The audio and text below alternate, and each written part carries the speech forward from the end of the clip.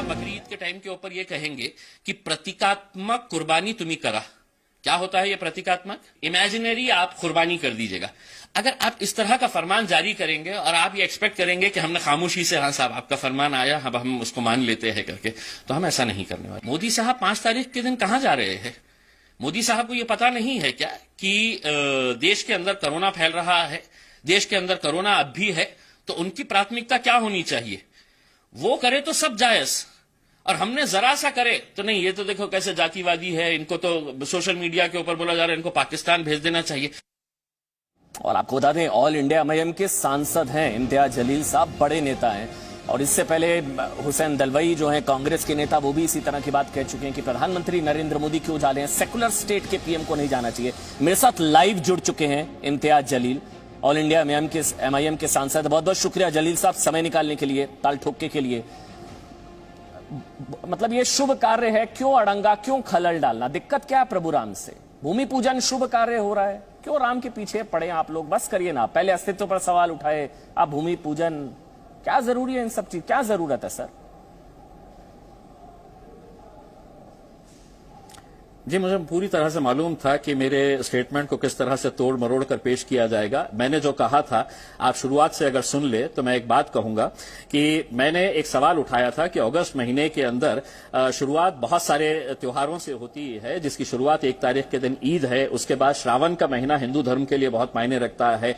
गणपति का त्योहार 10 दिन के लिए मनाया जाता है और महाराष्ट्र का सबसे बड़ा त्योहार है। उसके बाद मुहर्रम आ रहा है, ये पूरे अगस्त महीने के अंदर है।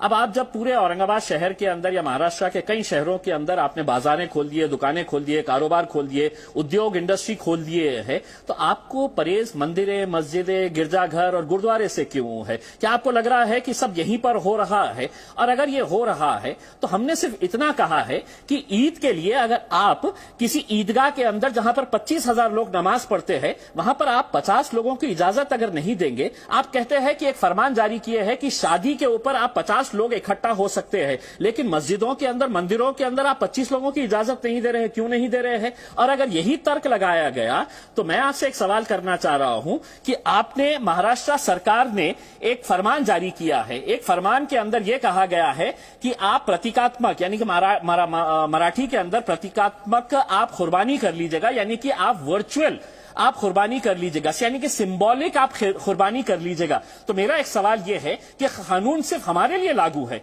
अगर ये सिंबॉलिक अगर हमारे लिए है तो 5 तारीख के दिन मोदी साहब क्यों जा रहे हैं अयोध्या?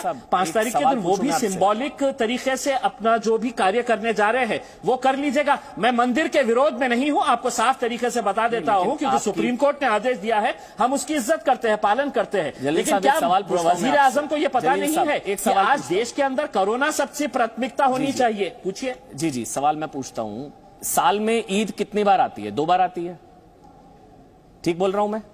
साल में ईद 2 बार आती है, 2 बार आती है। ये प्रभु श्री राम का भूमि पूजन कितने सालों बाद होने जा रहा है? ये कितने सालों बाद? हर साल ईद आती है ना, आती है हर साल ईद। सुनिए, पूरा सवाल सुनिएगा मेरा। हर साल ईद आती है, रमजान हर साल। 492 साल बाद, लंबी कानूनी लड़ाई के बाद आखिरकार प्रभु श्री राम का वनवास खत्म हुआ। भूमि पूजन कोई तुलना नहीं है, समझ रहे हैं आप जलील साहब? कोई तुलना नहीं है। हर साल आने वाली ईद से आप तुलना कर रहे हैं प्रभु श्री राम जन्मभूमि की, भूमि पूजन की। आप समझ रहे हैं क्या तुलना कर रहे हैं आप?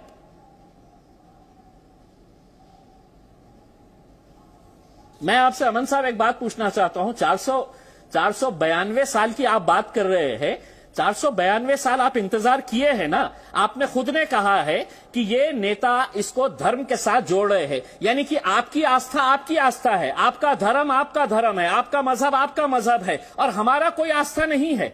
हम साल में अगर 2 बार मनाते हैं तो आप ये जानते होंगे कि पूरे हिंदुस्तान के अंदर मुसलमानों ने रमजान की ईद अपने घरों के अंदर मनाई, पूरा रमजान का महीना अपने घरों के अंदर इबादत की। क्या अमरनाथ अगर आप 492 साल रुके हैं तो अमन साहब 2 महीने वजीर आजम साहब को बोलिएगा कि और रुक जाइए।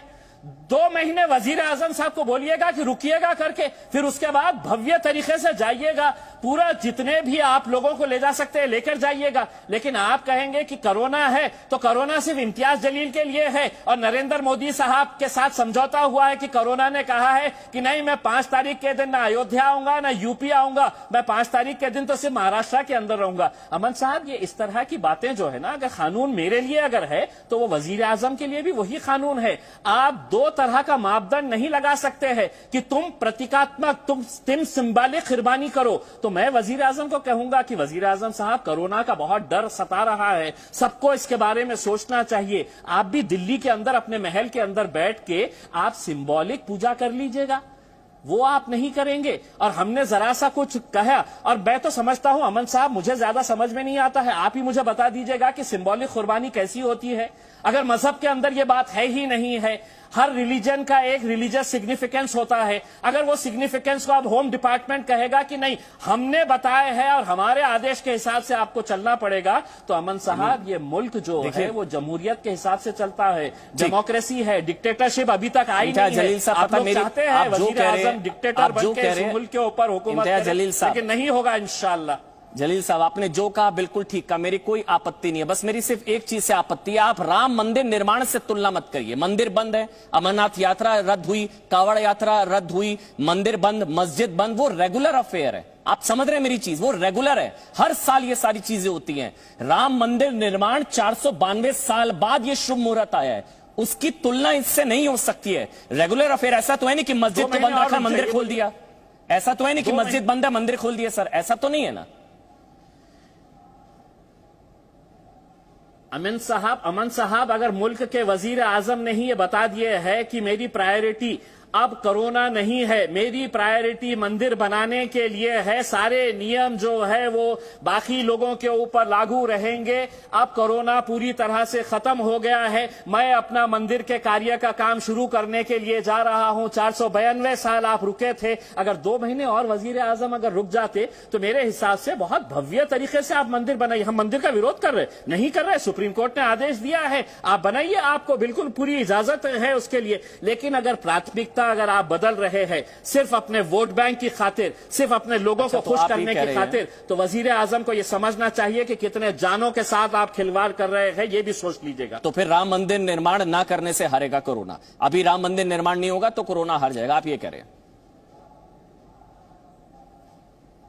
नहीं, मैं ये बिल्कुल नहीं कहा है, आप शब्दों को मेरे जबान में मत डालिए अमन साहब। मैं ये कह रहा हूं कि अगर आप मुझे ये फरमान दे रहे हैं कि आप सिंबॉलिक अपनी फेस्टिवल मनाइए, तो आप सिंबॉलिक पूजा क्यों नहीं कर रहे हैं अयोध्या के लिए? आप मेरे ऊपर क्यों लागू कर रहे हैं कि मैंने ही है तो ये सब मानना चाहिए और मेरे लिए अलग कानून बना हुआ है? नहीं, ये मुल्क के अंदर कानून जितना वजीर आजम के लिए है उतना ही ये खासदार या सांसद इम्तियाज जलील के लिए भी है। ठीक है, हमारे साथ सुधांशु त्रिवेदी हैं सर, वो एक बार रिएक्ट करना चाह रहे हैं आपकी बात पर। सुधांशु त्रिवेदी इस वक्त लाइव जुड़ चुके हैं। सुधांशु त्रिवेदी जी, सारी जो है पाबंदियां एक धर्म के लिए थोड़ी ना होंगी, जब सांकेतिक कुर्बानी हो सकती है तो फिर वर्चुअल भूमि पूजन क्यों नहीं हो सकता भाई? क्यों जा रहे हैं प्रधानमंत्री कोरोना काल में अयोध्या? सुधांशु त्रिवेदी।